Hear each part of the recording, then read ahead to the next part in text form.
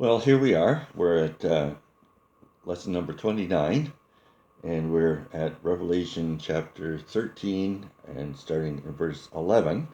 And so I'm going to read those verses right now, and then we'll go through this. It says, Then I saw another beast coming out of the earth. He had two horns like a lamb, but he spoke like a dragon. He exercised all the authority of the first beast on his behalf, and made the earth and its inhabitants worship the first beast, whose fatal wound had been healed. So this beast, another beast, is a dangerous fraud.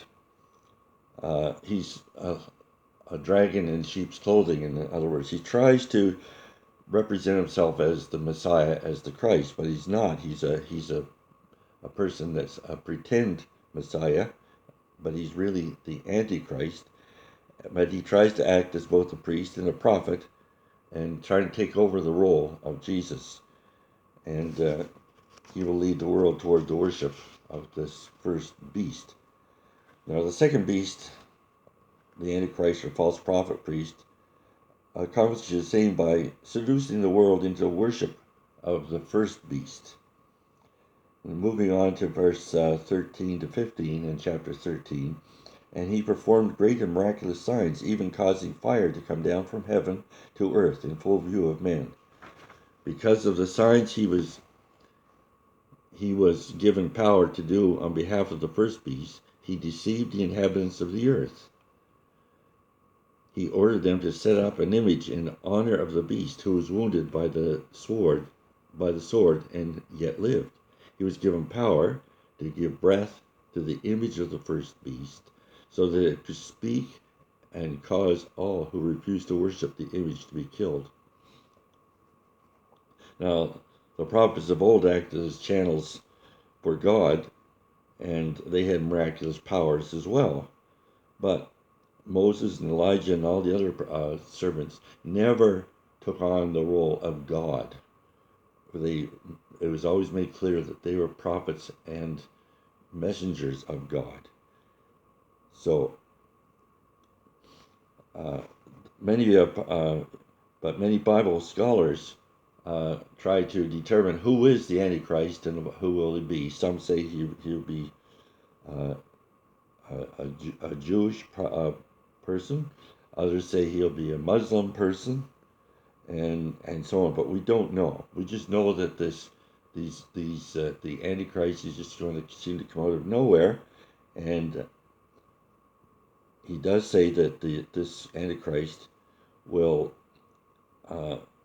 by Daniel's prophecy, Daniel identifies this person as making a covenant with the Jews for 1 week. That is for 7 years.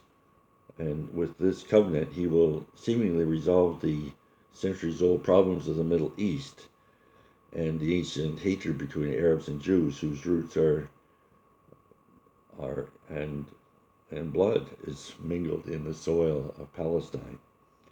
As a result of this covenant, the way will be cleared for rebuilding of the Jewish temple of Mount Moriah.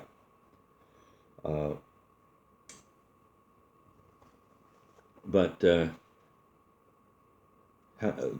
this second beast, it says, going back, says he has been given the power to speak. Now, we don't know how that happens, but we know that it will happen. And I heard one commentator said, well, they can make images speak and past presidents speak in Walt Disney World and so on, but I think it's probably something more than that, not just technical trickery. Now, in verse 16 through 18, we see the power of this second beast. The Antichrist wields over the world's economic system. He also forced everyone, small and great, rich and poor, free or slave, to receive a mark on his right hand or on his forehead, so that no one could buy or sell unless he had the mark, which is the name of the beast or the number of his name. So it goes on, says in this reading, this calls for wisdom. If anyone has insight, let him calculate the number of the beast, for as a man's number, his number is 666. So we see that that is a man's number. And this indicates that worldwide commerce will be rigidly controlled by the Antichrist from central headquarters. Now, the technology to accomplish this, even today, we find we have these credit cards that when you use it, merchants and Visa and so on know a whole lot about you, maybe more than you know about yourself. And what about the debit card? Now, that is the thing that I believe is the next step from that could be the mark of the beast. And I've seen newspaper articles, magazine articles saying that instead of carrying driver's licenses and credit cards and all this kind of stuff, we could just have the barcode put on our forearm, and we wouldn't have to worry about our wallet being stolen. We wouldn't have to worry about losing it. And they talk about all the practicality, but just think how much control people would have over us when we got to that stage where we moved beyond the debit card into this mark on our forearm. And so, like I say, the technology already exists. Now, the mark that John describes is said to be either the name of the beast or the number of its name. And this is a reference to the first, not the second beast. Later in Revelation, the second beast will be called the false prophet, and the first beast simply called the beast.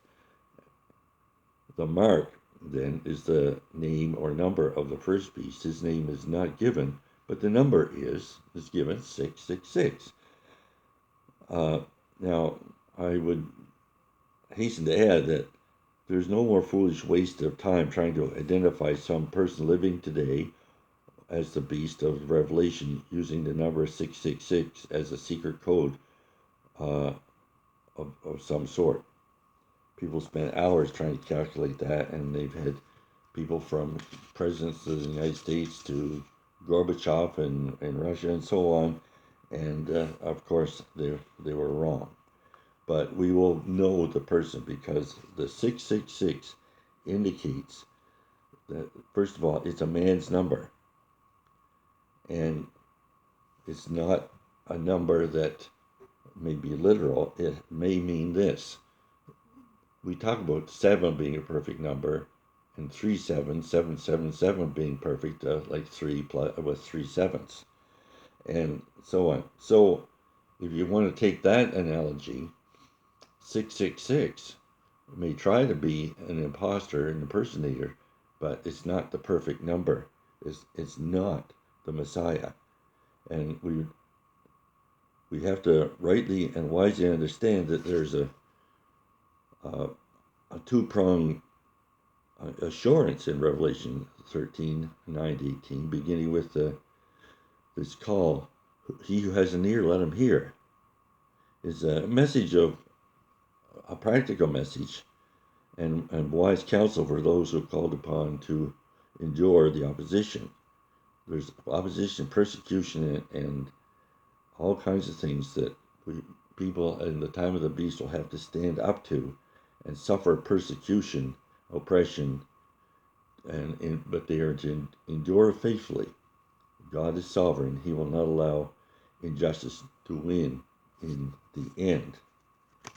The second prong of John's message is be on guard. Test the Spirit. See whether they are words of God or Satan. And John goes on to tell us that warning signs to watch for. When anyone ascribes God-like, tries to make himself, set himself up as a God, or claims, demands obedience, or professes to possess supernatural powers, and has a connection to higher powers, that is not God talking, is a man, fallen man, a limited man, sinful, proud, arrogant, ridiculous man. He claims to be the lamb, but it's just a goat. He may claim to be the Messiah, but he's not 777. He's only 666. So be prepared to hold out even to death. And that is the message. Hold on even till death. And that's a message for us today, isn't it? Hang on. Hang on. Be faithful and be prepared. God bless you all.